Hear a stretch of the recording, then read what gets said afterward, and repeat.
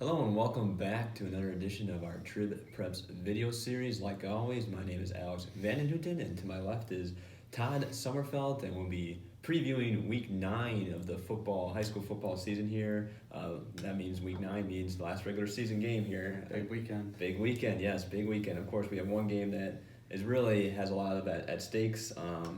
In home in Alaska. First, let's just run through the list of games we'll be going on in our area. First, Homa at Logan, Homa at Alaska, which of course we just mentioned. Central at West Salem, big one for Central there as well as they try and get the playoff eligible. Westby at Viroqua, big rivalry. Richland Center at Arcadia. Arcadia is looking to punch their ticket to the playoffs, need a win there. Prairie du Chien at Platteville. Onalaska Luther versus Aquinas at UWL. I'll be actually at that game. And over in the Dairyland, we have Pepin Alma at Blair Taylor, Melrose Maduro at Independence Gilmington. Melmin also needs a win to clinch playoffs. Over Scenic Bluffs, Bangor at Cashton, and then Abs Friendship at GET in South Central. GET is looking to cap off their perfect run there. Wisconsin Dells at Black River Falls. The Tigers are already playoff eligible, as me and Todd were just talking about earlier before we went on here. And then non-conference, we have Highland at Brookwood, Kenosha Christian Life at DeSoto, and Sparta at Marshfield. And Todd, I think it's safe to say we have to start with Holman at Alaska. Yep. That's a game you're going to be at. Yep. A lot of stuff is on the line here. Just what are you looking at right now?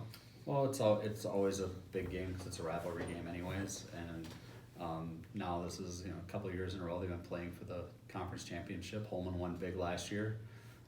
And now let's see if Onalaska can turn the table this year. I think these two teams are coming in different angles on this thing. Obviously, Onalaska with the big win against Central last week and big defensive performance, big all-around performance in that game. And Holman losing to Sparta. And it's not so much losing to Sparta. I mean, it is because it changes your positioning in the conference, but coming off a game where they turned it over 3 times. And they're not happy about that. So that loss didn't sit well with them, and so they're going to be looking to redeem themselves in this game. So I think it's going to be a lot of fun. Yeah, it is going to be a lot of fun. Of course, like we mentioned, Alaska, big time win over Central last week, and Holman's going to be looking to rebound. And that was one of the things too. Holman had the chance to control their destiny, in the MVC as well. And of course, that's kind of out. Well, they still do, but I mean, they win the game. Yeah, they win the game. They get a share. So does Sparta, which is playing non-conference. Yeah. That was what was so big by Sparta beating Holman last week, was giving themselves a chance to get a piece of this. Now they need to root for Holman in this game to make it happen, with Onalaska still undefeated. But it should be this should be a game of two real complete teams, and that's what's going to be fun about it.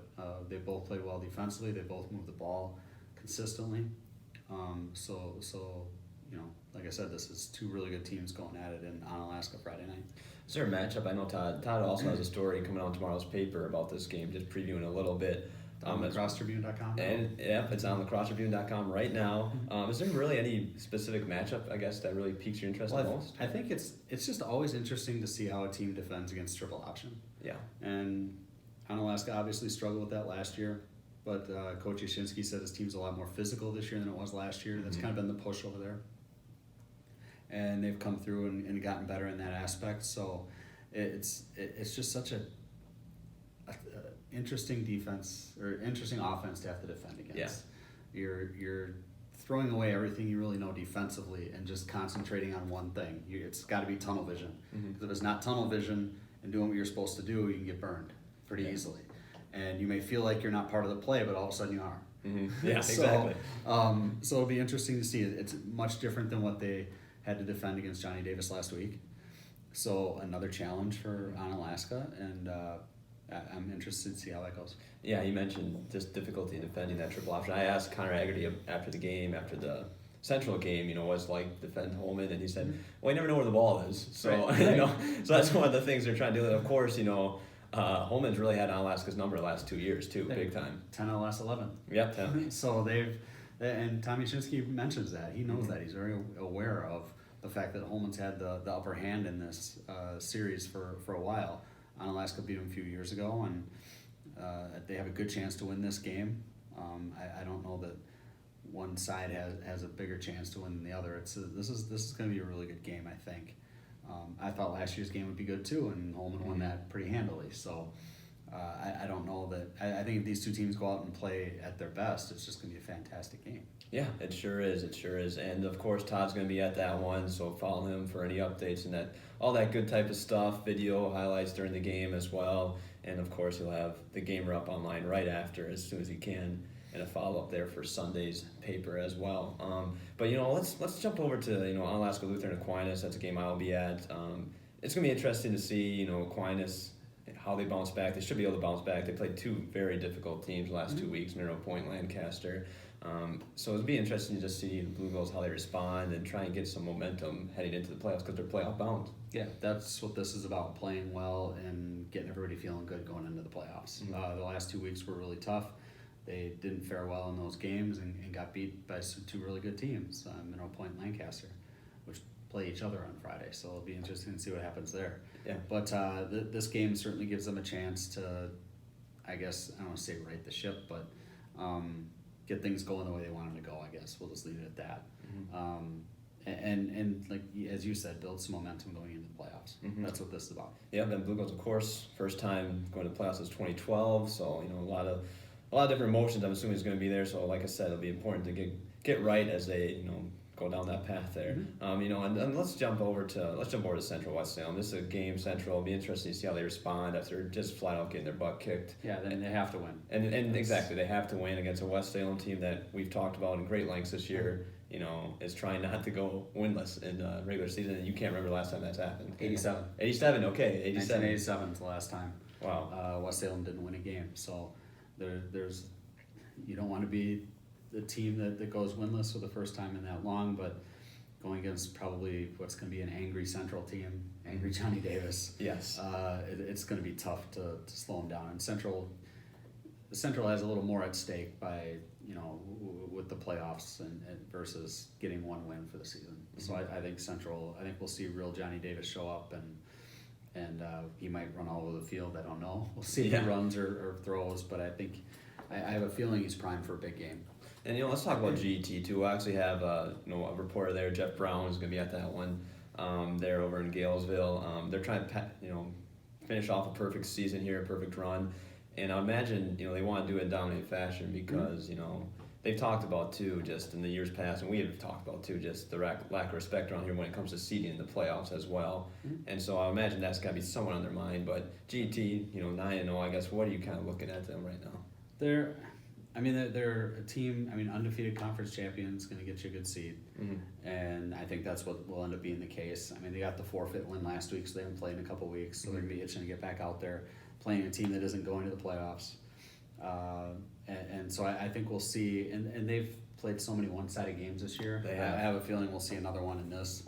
I think Burns and Vance will have big games in this thing. I don't think he'll throw the ball very much. They never do. Yeah. So they'll go out and just kind of run, and I think that's what we'll see out of GET, and then a South Central Conference Championship. Yeah, yeah, first and only season, right? Yeah. South Central. So that's a pretty good way to do that. 9-0.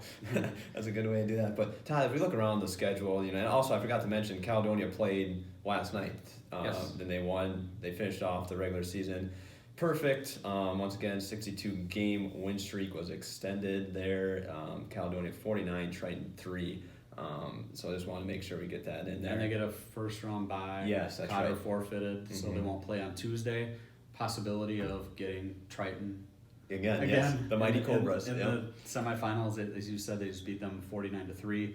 Other possibility in that first game would be St. Charles, and Caledonia beat St. Charles 42-7. Yep. So you think they'll get by that one without much problem. And as we look around the schedule, is there really any other game that kind of stands out to you the most? Pepinalma against Blair Taylor for the Dairyland Championship. Blair Taylor hasn't won that for a little while. Pepinalma didn't get off to a great start, but it's been winning a lot of games as of late.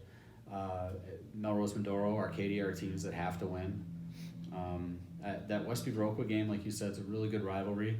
Both teams have struggled quite a bit, so I'm not sure really what to expect out of that game. And then Bangor Cashton, Bangor took care of Brookwood last week, and Cashton beat Brookwood. So I guess that would leads you to believe this would be a little more competitive, but it was a 50-0 game too. Yeah. So I think Bangor will take care of business and be cashed in that one. But those are and that Sparta Marshfield game should be a really good game. Mm-hmm. Sparta with the wins over Central and Holman certainly riding high there. Marshfield always plays great competition, which is a little different than the MVC. So we'll see what that competition means. I think they're 5-3 coming in. Sparta, of course, 7-1. And trying to finish their season on a good note. You don't want to lose anything that you gained the last couple of weeks if you're Sparta. So I'm sure Dow's going to have them ready to go in that game, and I think we'll see a typical Sparta there. And if they lose, it'll be because they lost to a better team, I think. Mm-hmm. Yeah, and so we'll have reporters at Tolman Logan, Holman, Alaska. Like I said, I'll be at Luther Aquinas. And then we'll have Jeff Brown at GT, Adams French at GT, and Chris Calloway's going to be at the Soto, right? Yep. Is that what's happening? Okay. Yep. Awesome. So, yeah. We'll be at Central West Salem, too. Yeah, Central West Salem. That's right. Yes. Yep. So, we'll be, so like I said. Whole mess of games. Yeah, whole mess of games once again. So, follow us along on Twitter. You can find all that stuff online, of course, on lacrossereview.com, like we've been saying all year. We'll have our plan. We'll let you know on our website, too, and on Yes. Facebook who's going to be where, so you know who to follow and get their Twitter handles and stuff. We'll have that up on Friday afternoon. Yep, exactly. And then, of course, we'll wrap it all up Friday night and talk playoffs. Talk playoffs. We'll see. It depends when we get to our video, because we may have our list of who's in. I mean, we'll have an idea. I don't think we're really going to have anybody that we're really waiting out. But they'll release all the teams that qualify tomorrow night, and then on Saturday morning we'll get some brackets and see where our teams are going. Awesome. But like always, that'll wrap it up for us. My name is Alex VandenHouten, and for Todd Sommerfeldt, we hope you have a good night, and we'll see you all again tomorrow. Thanks.